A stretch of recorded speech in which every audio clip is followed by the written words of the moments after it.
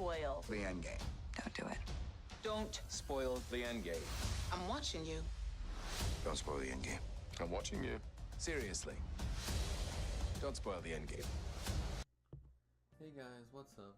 It's Arya, and today we're going to be talking about Avengers Endgame, the sequel to Avengers Infinity War, one of the most accredited Marvel movies basically ever. So, of course, as you know, Avengers Endgame is the second part, which continues after what happens after Infinity War. So basically, if you haven't watched the first Infinity War, spoiler ahead, basically everyone loses against Thanos, and Thanos wipes out half the universe by snapping his fingers. Now the entire world is devastated along with the universe. Governments are collapsing and the world is in ruins. So now in the second part, it continues what was left off. So I'm going to try to keep this spoiler free. I'll have a little spoiler section later on. So I'll talk about the spoilers later. Overall, I really enjoyed the movie, but to go into detail, I really liked the mood, the tension, the feeling. It felt like it was very immersive. I could feel the characters a little bit.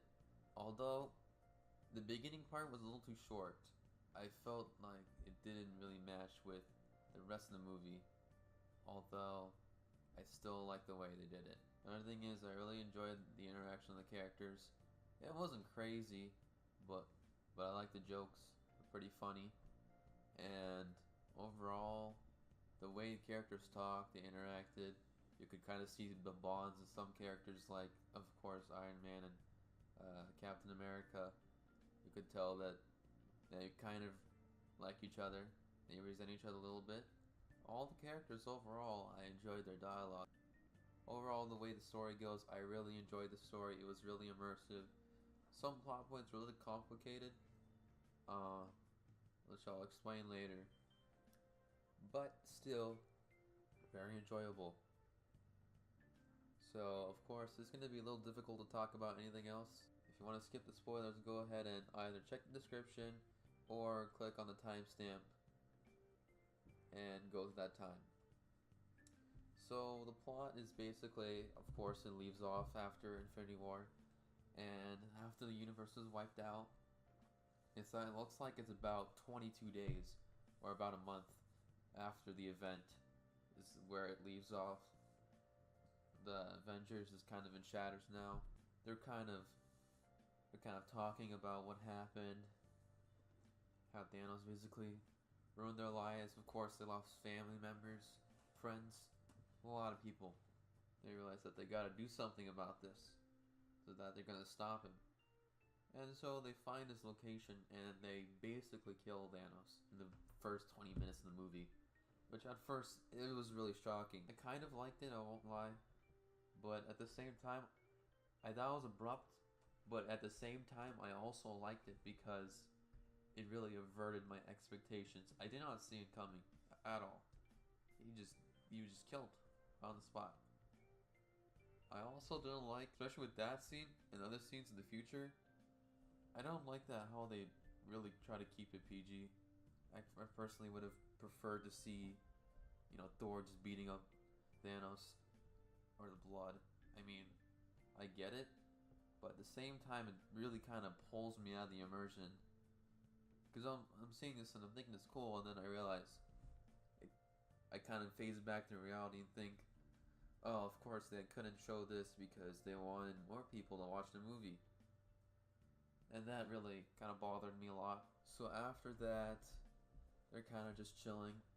They go back, and that's when Ant-Man, who was in the quantum realm, finally emerges out of the quantum realm into this mysterious building. And slowly he checks his graveyard, he's walking around, and he realizes that half the universe has disappeared, but half of everyone has died.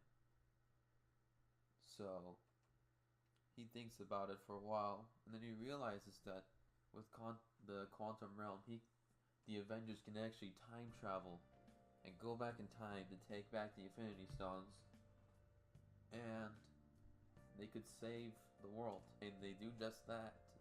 They find all the Infinity Stones somewhere in New York, somewhere in Asgard. I kind of like the part where they find the Infinity Stones. I thought it was really interesting to learn about the locations.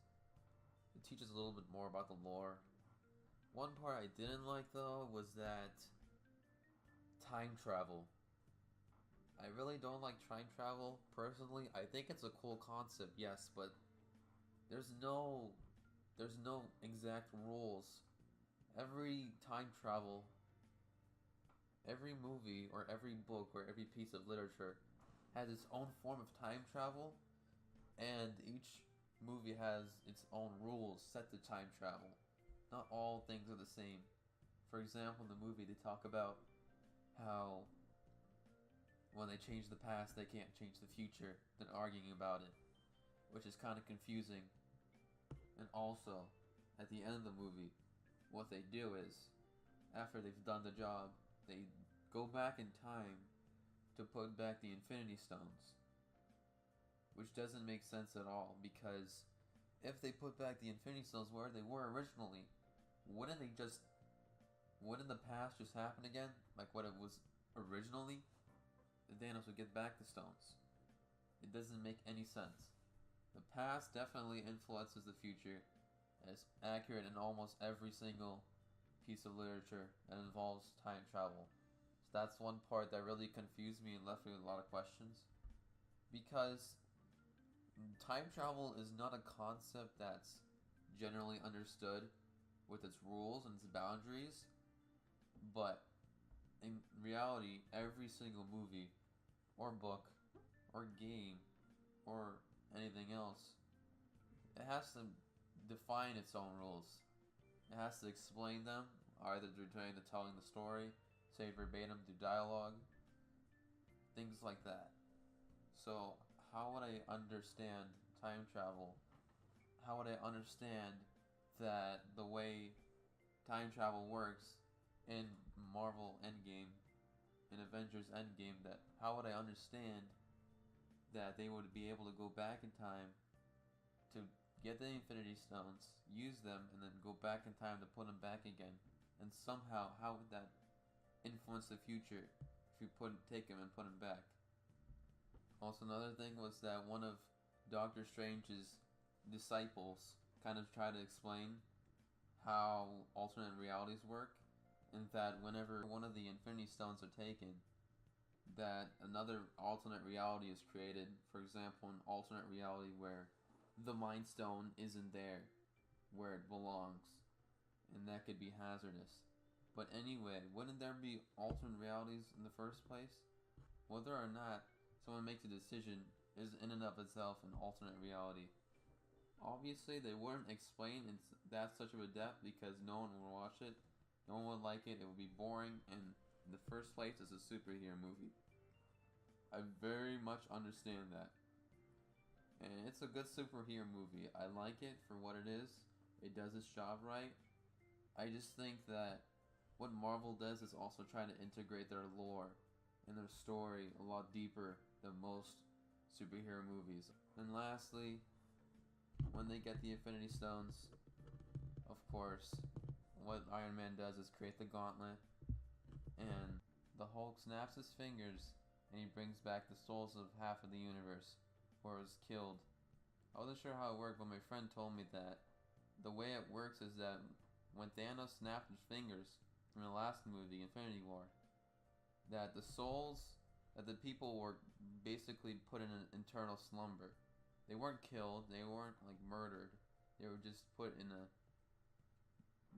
sent into an eternal slumber. They still kind of existed as souls. They weren't ended. And of course, the way the gauntlet works is that you can use anything with the gauntlets as long as it pertains to one of the stones, such as time stones to manipulate time, or of course the soul stone, which manipulates souls. And naturally, everyone comes back. But what happened during the retrieval of the Infinity Stones is that Gamora was actually left behind because Thanos was using the other past Gamora to analyze her mind and to see what information he can pull out of the new one. And because of that, Thanos realized that he had won in the future. He had attained what he wanted. He wiped out half the universe. And he was happy. And then he was killed. So what he did was he actually visited Earth in present day. And he decided to take them down once for all. So overall with that story, I liked it. I liked where it was going so far. I thought it was pretty interesting. I couldn't complain. And all the characters, there's a lot of characters, but surprisingly the main characters are not too boring. They're pretty interesting. And next, what happens is that, of course, Thanos, he leads his troops. He's got flying things, he's got land troops, he's got ships with missiles on them. But of course, the Avengers are back united. Because since all of them came back to life, now they're able to fight back and defeat Thanos once and for all. Another thing before all of this happens, before everyone comes out to fight, Thanos says that he made a mistake of wiping off half the population and said he's going to delete the entire world and create a new universe from scratch where no creature would know harm or pain. I thought that was kind of interesting because it follows Thanos' ideology with how he believes, how he perceives the world, and I kind of like that. And lastly, the fight that happens, very good cinematography. I really like the action of the movie. I thought it was really interesting. I love the music that was rolling in, the May theme. It never gets old. As everyone noticed, Iron Man dies. He snaps his fingers one last time to delete all of Thanos' army and Thanos himself, but Iron Man does die. It's very sad, it's very depressing, but overall, I think it was amazing the way that they pulled off Iron Man's death. It signified that we all had to make a sacrifice to get there. Black Widow was also killed, so it signified how much they had to do whatever it takes in order to defeat Thanos once and for all. And of course, you can see at the end, everyone's gathered together, and possibly Hawkeye can be the next Captain America, because old Captain America gives Hawkeye his shield. So it looks like that might be possible. Here are some of my friends who came into the theater and actually watched the movie with me.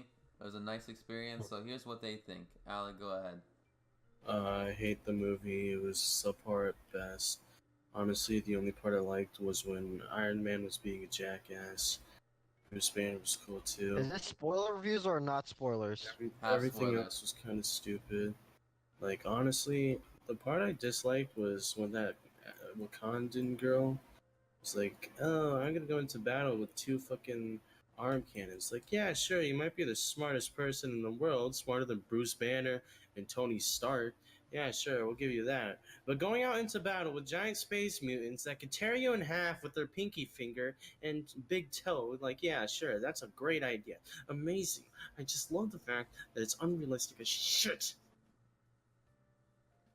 Well, Alec, Anyways. thank you so much for that. No, I'm not done yet. You think I'm done with that? No. Keep going. Another thing. Why didn't they make Captain Marvel hotter? Like, what the fuck? Like, Jesus Christ. And she has such a jackass attitude. Even more of a jackass than, like, Tony Stark. Like, yeah, I get it. She has worlds to save and shit like that. But she isn't Tony Stark. We don't need another Tony Stark. You know? You get me? It's like, eh. That makes a lot of sense. Alec, would you care to share your beliefs about this movie? It was a great, fun movie. I It was understand bad. why people cried. It was good. Alec liked the movie. He's just bullshitting you I got guys. Cap but- Shield. I liked it a bit. It wasn't as good as I thought it'd be. Wow. It's very good, I guess. Well, thank you guys for being a part of the video. Make sure to subscribe to Dr. Breadmaker on YouTube. Overall, this movie is great. It's fantastic. I loved it. The fights were great. The characters were great. The story was great. This movie was overall great, being the last chapter for Marvel as the last movie ever to be made for a while, and the end of the cinematic universe for a while. So I think it's just perfect. I give this movie 10 out of 10, best movie. Anyway guys, thank you so much for watching. Make sure to leave a like, comment, and subscribe, and I'll see you in the next one. And I'm on a money diamonds. What me grab the foot, sorry, bitch.